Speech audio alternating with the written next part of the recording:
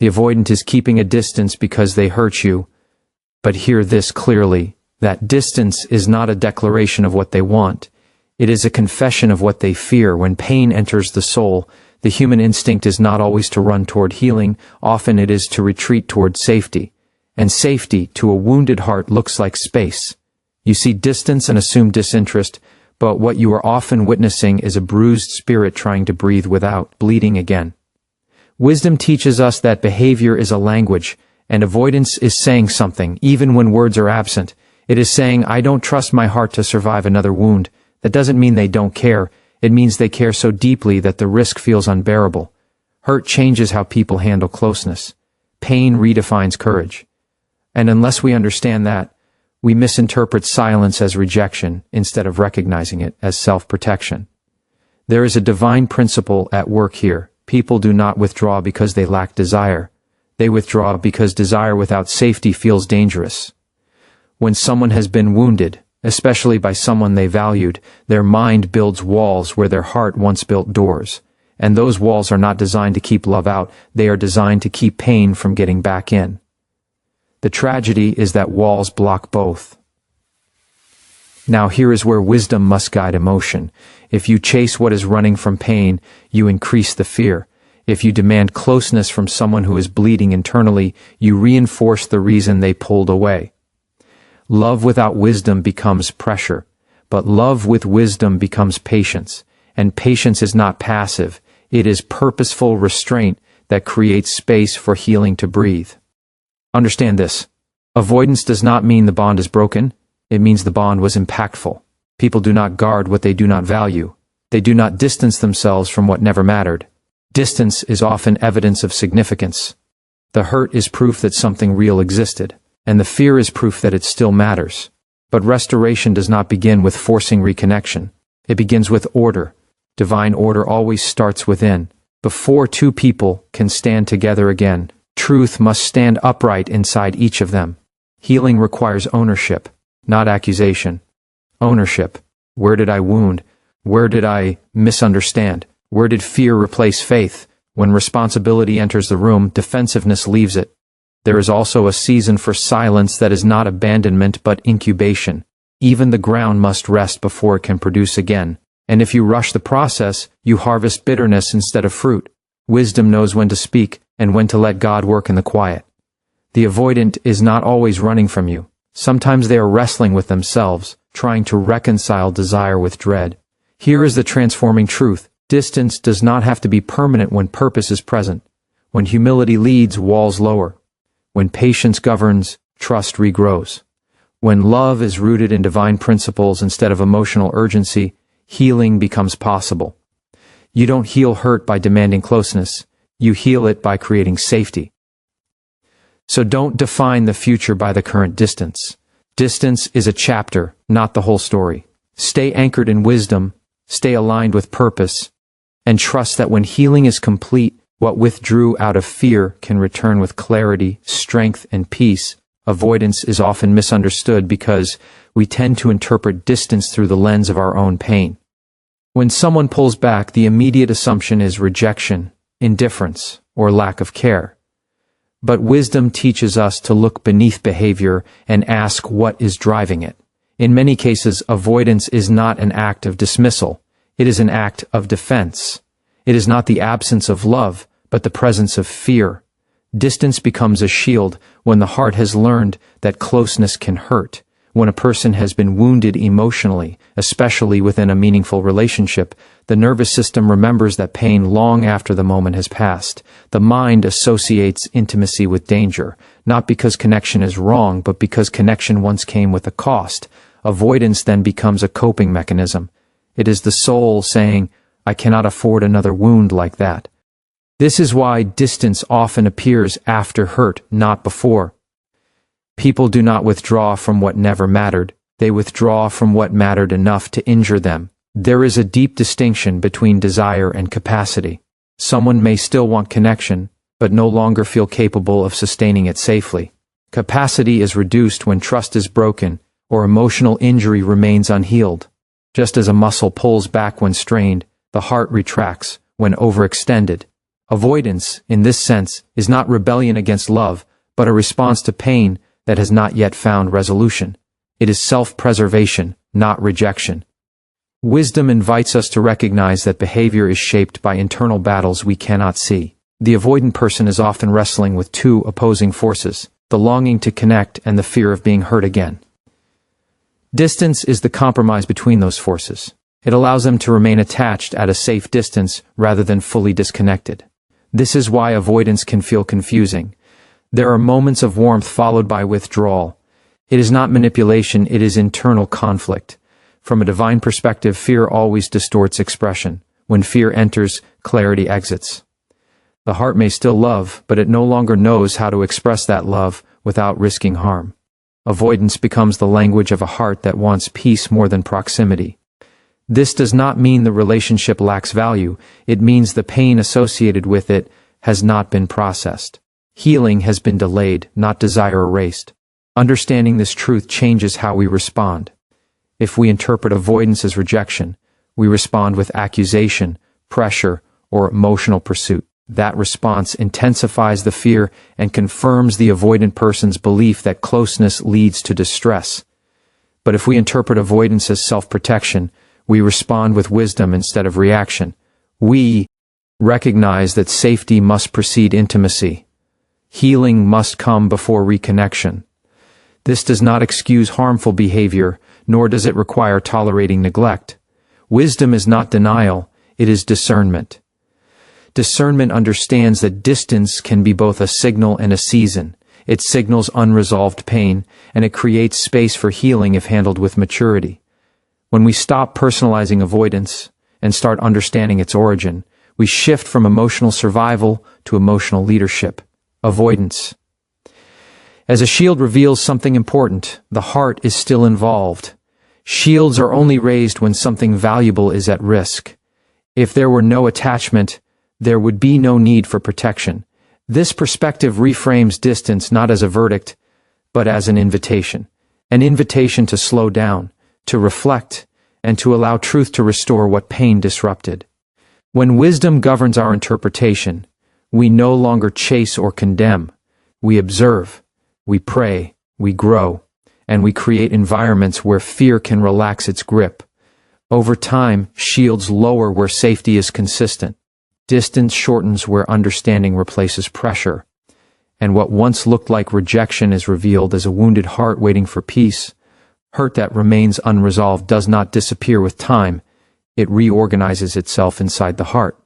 When pain is not processed, it quietly reshapes perception, decision-making, and emotional responses.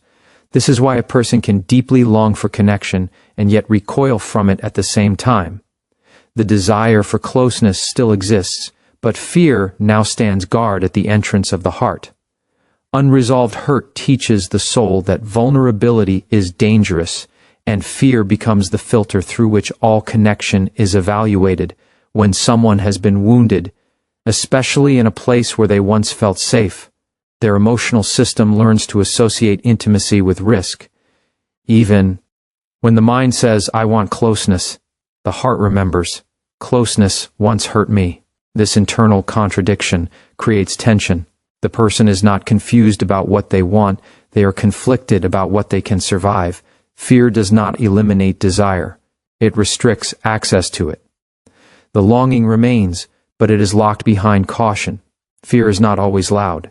Sometimes it shows up as hesitation, overthinking, or emotional withdrawal. The avoidant individual may replay past experiences, anticipating future pain before it has a chance to happen. This is not because they enjoy distance, but because their nervous system is trying to prevent another emotional injury. Unresolved hurt trains the body to respond as if the past is about to repeat itself. The heart stays alert, even when the present offers something different. There is a divine principle at work here. What is not healed will be guarded. When pain is unresolved, trust cannot flow freely. Love may still exist, but it becomes cautious, conditional, and controlled. Fear becomes the decision maker, not wisdom. And fear always overestimates danger while underestimating strength. It convinces the heart that withdrawal is safer than risk, even when isolation deepens the wound. This is why people who long for connection sometimes sabotage it.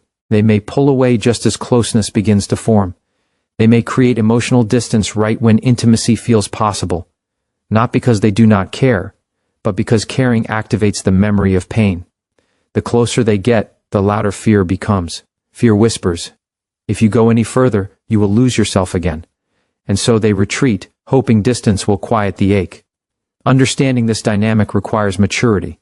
It means recognizing that fear is not the enemy of love, but a signal that healing has been postponed. Fear is a symptom, not the root. The root is unresolved. Hurt. Words that were never addressed, betrayals that were never repaired, disappointments that were never processed. Until those wounds are acknowledged and tended to, fear will continue to stand between desire and action. Wisdom does not shame fear, it seeks to understand it. Fear softens when safety is consistent. Healing begins when pain is named, and responsibility is owned. The heart needs evidence that the present is not a repetition of the past. Without that evidence, fear remains justified in its own logic. This is why patience and humility are essential in restoring connection. You cannot argue fear away, you must outgrow it through trust building and truth from a spiritual perspective. Fear thrives where truth has not yet been fully received. Perfect love does not deny pain, but it does displace fear over time. As healing takes place, the heart slowly relearns that closeness does not always equal harm. Desire and capacity begin to align again. The longing that was once restrained by fear finds room to breathe. When unresolved hurt is addressed, fear loosens its grip. The heart no longer has to choose between connection and self-protection. It learns that it can have both. And what once looked like avoidance is revealed as a wounded longing, waiting for healing to make closeness safe again. Silence often carries a weight that words cannot bear. When someone stops explaining, stops responding, or stops engaging the way they once did, it is easy to assume they no longer care. But wisdom teaches us that silence is not always absence. Sometimes it is protection. For many, silence becomes a survival strategy when past attempts at communication led to misunderstanding, dismissal, or emotional injury. When words have been met with pain, the heart learns that quiet feels safer than expression. Communication requires vulnerability. To speak honestly is to expose thoughts, emotions, and needs. When those exposures have previously resulted in conflict, rejection, or feeling unheard, the mind begins to associate speaking up with danger. Silence then becomes a way to avoid re-experiencing that pain. It is not that the person has nothing to say, it is that saying it once cost them too much. Silence becomes the refuge of a heart that feels exhausted from trying. There is a difference between healthy silence and emotional shutdown. Healthy silence creates space for reflection and healing. Emotional shutdown, however, is born from repeated disappointment. When someone feels that their words are twisted, minimized, or weaponized, they begin to believe that speaking only makes things worse. Over time, they stop trying to explain themselves, not because clarity is unimportant, but because self-protection becomes more urgent than being understood. Wisdom recognizes that people do not become silent overnight. Silence is often the final stage of unheard communication. Before the quiet, there were attempts, conversations, expressions, emotional bids that went unmet. Silence is what happens when the heart concludes, "My words do not change anything." At that point, quiet feels like the only control left. It is a way of conserving emotional energy when engagement feels futile. From a divine perspective, words are powerful, but so is restraint. However, restraint rooted in fear is different from restraint rooted in wisdom. Fear-based silence builds walls. Wisdom-based silence builds clarity. When silence is driven by hurt, it distances people from resolution. The heart retreats inward, carrying unspoken truths that slowly turn into resentment. Yet even in that silence, desire often remains. The person still wants understanding, but no longer believes it is possible. This is why silence can feel confusing to the one on the outside. You sense something is still there, but you cannot access it. The quiet is not emptiness, it is compression. Emotions are being held down, not released. The avoidant person may hope that distance will reduce the intensity of their feelings, but unspoken pain rarely dissolves. It settles deeper. Wisdom calls for discernment in responding to silence. Pressure to speak can feel invasive to someone who has been wounded by words. Demands for explanation may reinforce their belief that communication leads to stress rather than safety. Healing silence requires a different posture, one that communicates openness without force. Safety invites speech, pressure suppresses it. When someone has learned to survive by staying quiet, restoration begins with consistent, calm presence. Not interrogation, not emotional urgency, but steady reassurance that their voice will not be punished or dismissed. Over time, silence loosens its grip when the heart senses that speaking will not lead to loss. Trust is rebuilt not by arguments, but by atmosphere. Silence as a survival strategy reveals something important. The person is still protecting something valuable, their emotional well-being. They are not indifferent, they are cautious. Understanding this transforms how we interpret quiet. Instead of assuming detachment, we recognize wounded restraint. And in that recognition, space is created for healing to eventually give words their voice again. Healing does not begin with explanations, it begins with ownership. When pain enters a relationship, the natural instinct is to defend, justify, or assign fault. But blame may feel powerful while it delays restoration. Responsibility, on the other hand, creates movement. When responsibility enters the space, truth has room to stand. And truth, not assumption, is what opens the door to healing. Assumptions are shortcuts. The mind takes when information is missing. In moments of distance or silence, we often fill the gaps with stories that protect our ego but distort reality. We assume intent instead of seeking understanding. We interpret behavior through our wounds instead of through wisdom. Assumption says, this is what they meant, while truth asks, what is actually happening beneath the surface? Healing requires the humility to admit that our interpretation may not be the full picture. Responsibility begins inward, not outward. It asks, where did I contribute to the breakdown? Not, who is more at fault? This is not about self-condemnation, it is about self-awareness. Without self-awareness, every conversation becomes a courtroom instead of a bridge. Blame demands a verdict. Responsibility invites growth. And growth is the soil where reconciliation can take root. There is a divine order in restoration, confession before correction, understanding before agreement. When a person owns their part, whether it was words spoken carelessly, boundaries ignored, or needs left unaddressed, it signals safety. Ownership disarms defensiveness. It communicates maturity. It tells the wounded heart, I am not here to win, I am here to heal. That posture lowers walls faster than explanations ever could. Truth is not the same as accusation. Truth is clarity without hostility. Accusation says, you hurt me, and you need to fix it. Truth says, this hurt me, and I want us to understand why. One invites resistance, the other invites dialogue. When truth replaces assumption, conversations shift from emotional reactions to purposeful resolution. The goal is no longer to be right, but to be whole. Responsibility also means acknowledging the impact of our actions, not just the intention behind them. Many wounds are created unintentionally, but unintentional does not mean insignificant. Wisdom understands that impact matters. When we dismiss someone's pain because we didn't mean it, we prioritize our intent over their experience. Responsibility listens long enough to honor the reality of the hurt, even when it was never our aim. From a spiritual perspective, healing flows where humility leads. Pride resists responsibility because it equates ownership with weakness. But divine wisdom reveals that strength is demonstrated through accountability. The strongest people are not those who avoid fault, but those who confront it with courage. Responsibility is not about losing power, it is about using power to restore. When responsibility replaces blame, fear begins to lose its influence. The avoidant heart is watching for one thing above all else, safety. Safety is built when someone shows they can reflect, repent, and respond differently. Without responsibility, apologies sound hollow and promises feel risky. But when consistent ownership is demonstrated, trust slowly rebuilds. Truth also requires patience. Healing conversations cannot be rushed or forced. Truth unfolds in layers as trust allows. Wisdom understands timing. It knows when to speak and when to listen. It recognizes that some truths need space before they can be fully received. As responsibility continues to guide interactions, assumptions dissolve, clarity increases. The narrative shifts from me versus you to us versus the problem. And in that shift, healing stops being theoretical and becomes possible.